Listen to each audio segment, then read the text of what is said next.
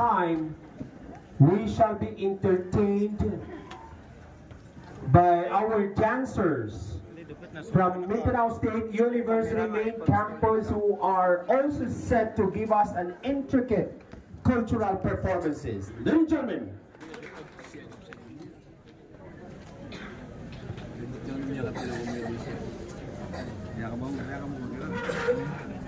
ada.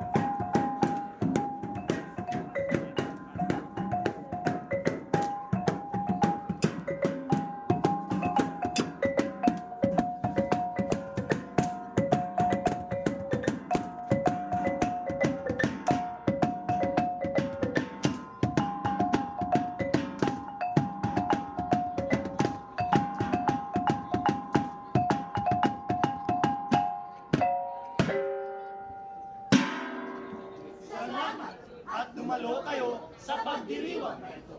At katulad ng nakakaugalian na kami